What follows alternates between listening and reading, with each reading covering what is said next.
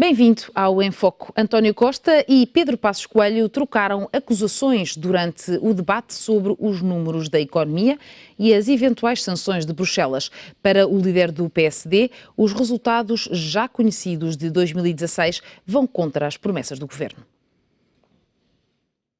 O primeiro-ministro abriu o debate quinzenal enaltecendo os objetivos do Plano Nacional de Reformas e os elogios à Comissão Europeia. António Costa diz ser este o programa que marca a viragem face a uma estratégia errada de competitividade, assente no empobrecimento dos últimos anos. O chefe do governo falou sobre os diversos projetos anunciados recentemente associados aos pilares do Plano Nacional de Reformas.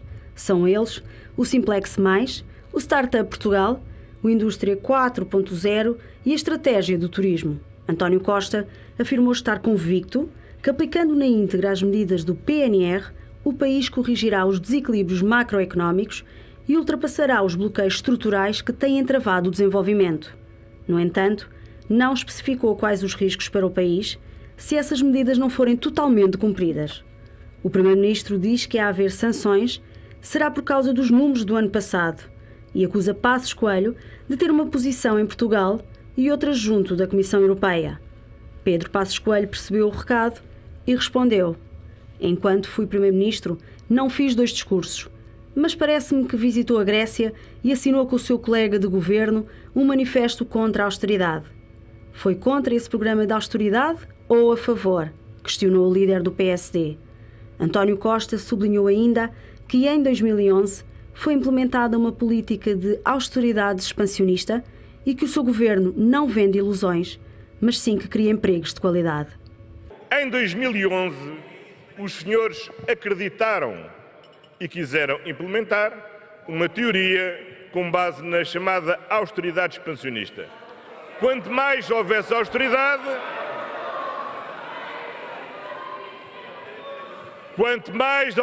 houvesse, mais a economia cresceria. Veio-se a verificar que quanto mais austeridade houve, menos a economia cresceu. Aquilo que nós temos este ano é que, olhando para os números do desemprego a que se referiu, eu digo-lhe os números. O desemprego registado diminuiu relativamente a março do ano passado 2,1%. O número de jovens desempregados diminuiu, no período homólogo, 2,9%. O número de desempregados há mais de 12 meses recuou 1,3%. Aquilo que nós não vendemos é ilusões. E aquilo que... Não vendemos, não. Não. E, portanto, aquilo que nós não escondemos do número do desemprego são os falsos empregos nos quais desperdiçaram milhões de euros que deviam ter financiado a economia para criar empregos de qualidade e não simplesmente para disfarçar a estatística. São hoje meus convidados, Carlos Silva e Rui Paulo Figueiredo. Ambos, muito obrigado pela vossa presença. Estamos perante um regresso em força de Pedro Passos Coelho aos debates? Não, estamos perante um regresso de Pedro Passos Coelho, o irrealista consistente, diria que. Penso que Passos Coelho veio explicar um bocadinho o que era qual o estado do país, com os números que a economia nos forneceu nas últimas 2 semanas. António Costa continua a olhar para esses números de forma irrealista e resolve efetuar hoje no debate quinzenal um comício panfletário mesmo, diria, em que escolhe os números que mais lhe interessa para dizer assim que a economia melhorou. Não, eu penso que há indicadores que são cruciais, portanto, uns são mais importantes, outros menos importantes. O indicador do crescimento, do investimento, o das exportações, o da criação de emprego, são indicadores fundamentais que nos dão indicações claras de qual é o caminho que a economia está a seguir. E esses principais indicadores são todos a abrandar, alguns mesmo já a entrar em terreno negativo e, portanto, nessas circunstâncias devem soar as campanhas de alarme e o Governo deve parar de fazer campanha e deve começar a governar. É evidente que depois existem compromissos que foram assumidos e que continuam a ser cumpridos, como disse hoje o Sr. Primeiro-Ministro, que lhes colocam alguns problemas na governação. Mas, no entanto, o país espera ansiosamente que se façam as reformas necessárias para que continuemos a progredir no sentido de melhor crescimento económico, no sentido de criar mais confiança, de atrair mais investidores, e isso está, com as reversões que estão a ocorrer e que têm vindo a ocorrer, isso está a tardar. E é esta a preocupação que Passos Coelho, de forma realista, trouxe para o debate. Aliás, também a Assunção Cristas o fez, e que a esquerda no Parlamento resolveu repudiar, que estão no seu direito, naturalmente, de fazê-lo, mas vamos continuar a assistir nos próximos meses a este toca e foge, não é, por parte da oposição e governo relativamente aos números, mas que nos deve preocupar. Rui Paulo, também está preocupado com os números ou estamos aqui perante aquelas realidades que é ver o copo meio cheio ou meio vazio? Não, eu acho que há números que são positivos e há números que merecem preocupação. E eu acho que nem tanto ao mar, nem tanto à terra, ou seja, nem estamos perante motivos para um otimismo exagerado, ou como dizia Marcelo Rebelo de Sousa, um otimismo irritante e militante. Não, ele depois disse um bocadinho irritante numa segunda intervenção. Mas também não estamos perante a visão catastrofista que o PSD traz para o debate, ou seja, a ver, a execução orçamental está a correr razoavelmente bem, ou seja, está em linha com as perspectivas que o Governo tinha enunciado e tem fatores que, como os dividendos do Banco de Portugal, como os reembolsos do IRS, os reembolsos do IVA, que se estivessem a correr nos timings e prazos do ano passado, até permitiriam números melhores ao nível da execução orçamental. E essa é uma preocupação e, portanto, desse ponto de vista, esperemos que continue assim. Depois, os números que o Primeiro-Ministro falou do desemprego, o PSD também não os contrariou. Ou seja, diz que são seletivos, são escolhidos, como a Mónica estava a dizer, que todos os governos fazem a mesma coisa, olham a realidade de acordo com o seu prisma, mas aqueles números são verdadeiros. E são números positivos. Agora, onde é que há motivos para preocupação?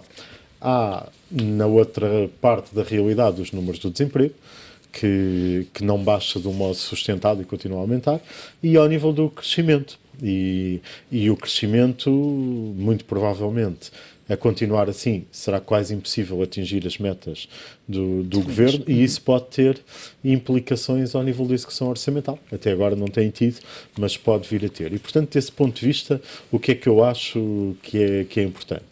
O Governo tem que monitorizar bem a execução orçamental, e tem que acelerar tudo aquilo que tem a ver com as perspectivas de crescimento económico para ter efeitos no emprego. Ou seja, tem que ter mais dinâmica ainda a fechar tudo o que tem a ver com os pagamentos do CREN, que ainda há matérias para fechar, e isso tem implicações na economia, na sustentabilidade financeira das empresas. Tem um outro aspecto que muita gente não fala, mas que é importante, é que neste programa anterior ainda se exigiam garantias às empresas e, portanto, ainda é preciso 5%. Que haja essa libertação das garantias.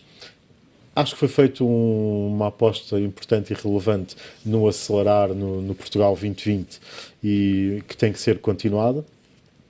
E depois tudo aquilo que o Primeiro-Ministro elencou hoje como balanço nestes 6 meses, mas que foi planeado, foi perspectivado, tem que passar rapidamente para a execução. Se já há matérias do Simplex que podem ser importantes, tudo aquilo que eram as perspectivas do programa de Governo de injetar recursos na economia para alavancar esse crescimento económico tem que acelerar.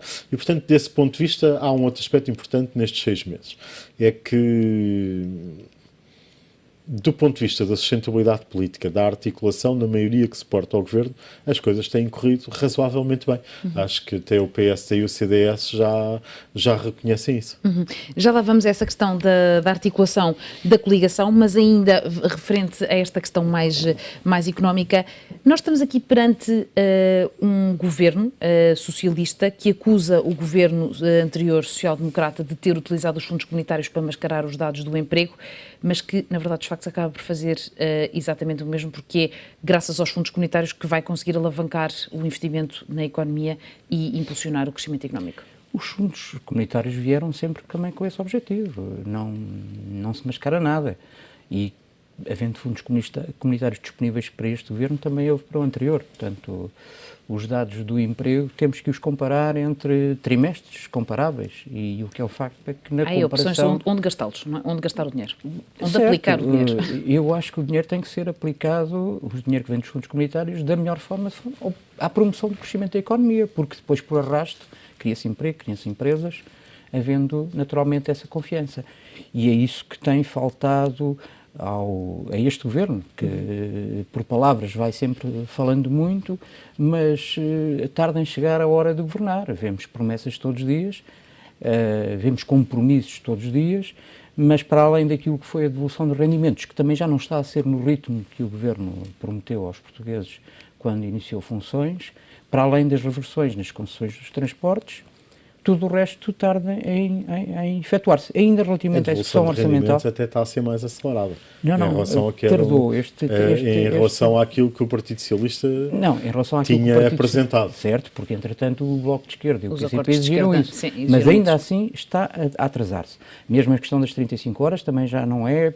Hoje foi alvo de polémica entre o Bloco e o PS, que é outro dos compromissos. Mas, no entanto, ainda sobre a execução orçamental, que apesar de não ser catastrófica, é verdade, há um dado que é de grande alarme. Num mês, praticamente o déficit duplicou, mais que duplicou, portanto passou de 800 milhões para 1.684 milhões, o que coloca este déficit orçamental comparativamente com o trimestre anterior, cerca de 60 milhões para além daquilo que deveria ter acontecido. Isto também é de alarmar, no entanto. Portanto, 60 milhões podemos dizer que está em linha com as previsões do Governo. No mês, portanto...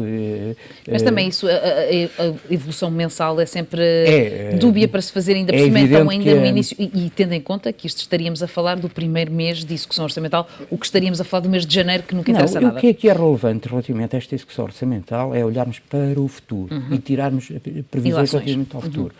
E seria necessário, para nós cumprirmos o crescimento económico deste ano, seria necessário o país crescer quase 1% ao mês. E que não vai ser possível. Isso não vai ser possível. Portanto, vai ser muito difícil o governo, muito difícil, não são impossível. Ou seja, tínhamos que retornar a 2000 para assistir a crescimentos.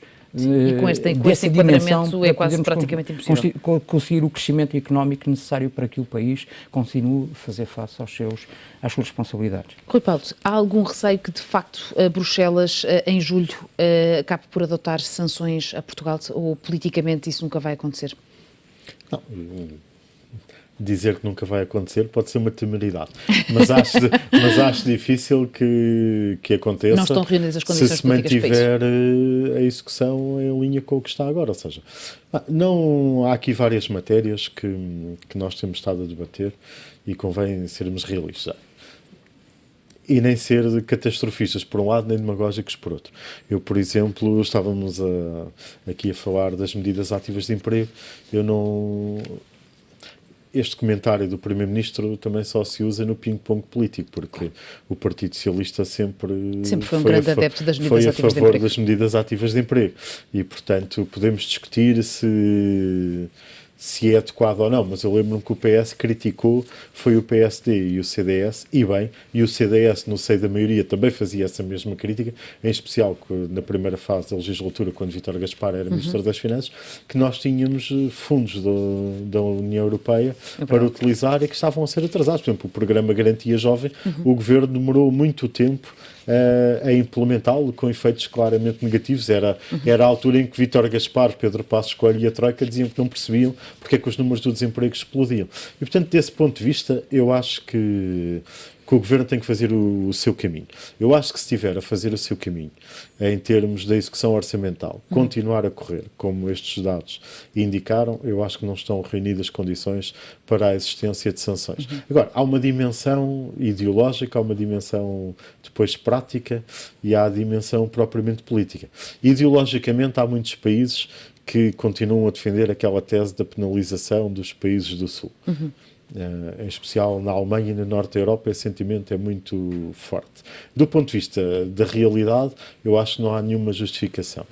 Do ponto de vista político, pode haver esse interesse na dinâmica dos diferentes países. Eu acho que o que presidiu agora não foi nem a realidade nem a ideologia, foi a dimensão política das eleições em Espanha. E, portanto, desse ponto de vista, existiu esse compasso de espera. Vamos ver. Se eu tivesse que apostar agora, achava que não íamos ter sanções. Carlos, algum comentário relativamente às sanções? Penso que não vamos ter, até porque as sanções têm muito que ver com o cumprimento do déficit do ano anterior, e ele ficou em linha com aquilo que era, pelo menos, os ditames do Tratado Orçamental, os 3%, e nessa circunstância as sanções, quando muito a ser utilizadas, eu penso que a Europa está a tentar, de alguma forma, elevar que o atual governo tome medidas necessárias para que no futuro não venham a haver problemas, portanto, e para que ameaça com essas mesmas sanções para que eventualmente... Até teria um efeito negativo sobre esse mesmo cumprimento. Em termos dos fundos disponíveis para o crescimento. O corte nos fundos disponíveis seria dramático e, portanto, nessa circunstância eu não penso que não passa de uma ameaça. E depois, não é propriamente o déficit orçamental português que está a constituir uma preocupação enorme à Europa. Existem outras coisas, como as eleições em Espanha, existem problemas como... O referendo no Reino Unido. Exato. O referendo no Reino Unido, os problemas que existem neste momento em França com as cargas policiais sobre os manifestantes. A reestruturação da dívida da Grécia. Do mercado de trabalho, os problemas da Grécia. Portanto, nessa circunstância eu penso que não vai haver qualquer sanção. E de resto, se houvesse, seria a primeira vez, e o que me pareceria muito estranho, que tendo Portugal sido um bom aluno, um exemplo para toda a Europa, ou pelo menos para a Europa do Sul, no cumprimento das metas, que agora se viessem a aplicar sanções por motivo do déficit de 2015. E nessa circunstância acho que esse problema Sim, não mas também se vai estamos colocar. num novo cenário que é do Tratado Orçamental em que existe pela primeira vez poderes reforçados por parte da Comissão Europeia para poderem pôr essas sanções. E É verdade, mas eu acho que também há muita divisão dentro da Comissão Europeia. Isso tem-se notado. Na semana passada falámos um bocadinho sobre isso verdade, aqui, e aqui continuo a reiterar essa, e cada vez se percebe melhor, está muito politizada esta Comissão Europeia, e nessa circunstância, portanto, há um comissário que diz uma coisa hoje, há outro que vai a outro país e diz outra coisa amanhã, o que não se assistia antes. Portanto, Talvez o Carlos diz aqui um ponto importante, que é, eu acho que esta Comissão também é mais forte do ponto de vista da relevância política dos seus membros e da experiência. Ou seja, temos vários ex-primeiros-ministros, ex-ministros dos negócios estrangeiros, das finanças, membros do governo e, portanto, tem esse pendor político que torna, se calhar, mais operativa do ponto de vista da articulação com a própria burocracia, digamos assim, com os serviços em Bruxelas, torna-se, se calhar, até com mais peso em muitos países e na relação com os governos e com o Parlamento Europeu, mas depois também tem esta disfuncionalidade, é que o perfil político dos seus membros também introduz mais vontade... Mais ruído. Não, exato, mais ruído, mais vontade de exprimirem opiniões e há uma grande diferença ideológica entre muitos dos seus membros. Mas, curiosamente, dizer isso porque, ao princípio, quando foram escolhidos os comissários, muitas pessoas criticaram o facto de dizer que não era uma comissão forte e que, inclusive, em algumas pastas importantes que não tinham sido escolhidos comissários muito relevantes. Não, isso é diferente.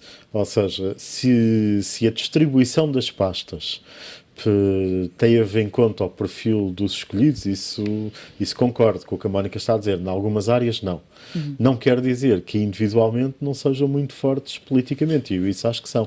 Acho é que a articulação depois das pastas não teve tanto a ver com corresponder o pelouro à capacidade e à experiência de cada um, mas mais àquilo que foi a negociação dos países.